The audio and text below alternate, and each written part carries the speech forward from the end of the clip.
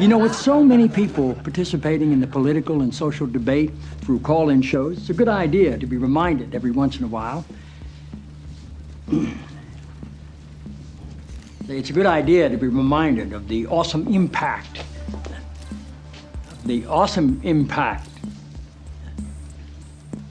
I'm sorry, you're Dr. Jenna Jacobs, right? Yes, sir. It's good to have you here. Thank you.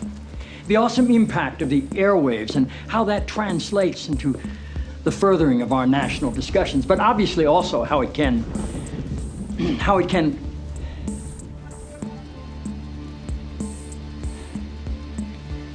Forgive me, Dr. Jacobs.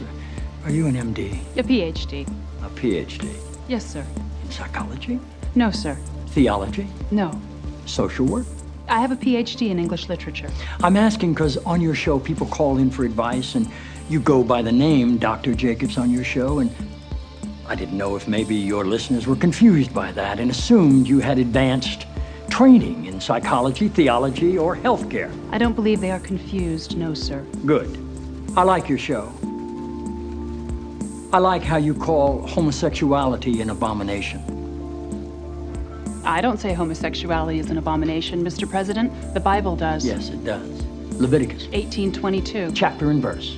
I wanted to ask you a couple of questions while I had you here. I'm interested in selling my youngest daughter into slavery as sanctioned in Exodus 21:7.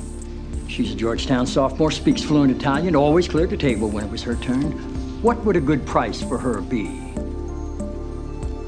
While thinking about that, can I ask another?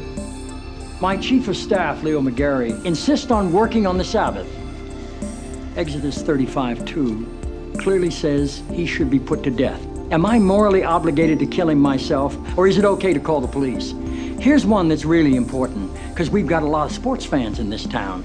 Touching the skin of a dead pig makes one unclean, Leviticus 11:7.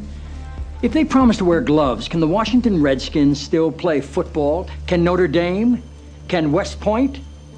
Does the whole town really have to be together to stone my brother John for planting different crops side by side?